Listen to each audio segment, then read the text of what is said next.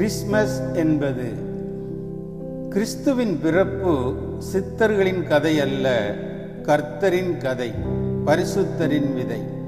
Christmas என்பது இறைமகன் இயேசு விண்ணாசனத்திலிருந்து சிம்மாசனம் துறந்து மண்ணாசனம் வந்த நாள்.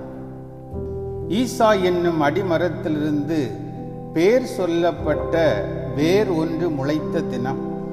கிறிஸ்மஸ் என்பது மரத்திலிருந்து பறிக்கப்பட்டது அல்ல, பரத்திலிருந்து தரப்பட்டது. பாவத்தின் பிடியிலிருந்து மானுடத்தை மீட்டெடுக்க மரியாளின் மடியில் மீட்பின் நாயகன் உதித்தார். கிறிஸ்மஸ் மனிதர்களின் வாழ்வியல் மார்க்கம். புரிந்து கொண்டால் அது சொர்க்கம், புரியாவிட்டால் அது தர்க்கம். கிறிஸ்மஸ் என்பது இறைமகனுக்கு நாம் அன்பளிப்பு செய்வதல்ல, அர்ப்பணிப்பு செய்வது. மேய்ப்பர்கள் இயேசுவை தேடி வந்தது அன்பளிப்பு பெறுவதற்கல்ல, அர்ப்பணித்து தொழுவதற்கு.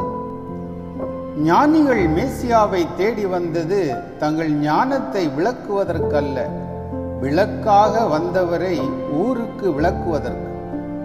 ஏரோது இயேசுவை தேடியது தொழுவதற்கல்ல, தொழுவத்தோடு சேர்த்து தொலைத்து கட்டுவதற்கு. கிறிஸ்தவனே, இயேசு கிறிஸ்மஸ் மரத்தில் அலங்கரிக்கப்படுவதற்காக வரவில்லை, சிலுவை மரத்தில் சங்கரிக்கப்படுவதற்காகவே பிறந்தார். கிறிஸ்மஸ் என்பது பட்டாடை சரசரக்க, ஆபரணங்கள் பளபளக்க ஆலயம் செல்வதல்ல.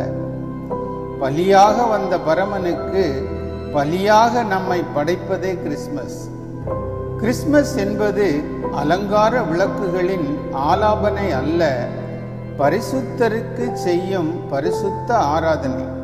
கிறிஸ்மஸ் என்பது அலங்காரங்களால் ஆர்ப்பரிக்க வேண்டிய நாள் அல்ல, அகங்காரங்கள் ஒழித்து ஆராதிக்க வேண்டிய நாள். கிறிஸ்மஸ் என்பது கண்ணை கவரும் காட்சிகளின் வாழ்க்கை அல்ல, விண்ணை கவரும் சாட்சிகளின் வாழ்க்கை.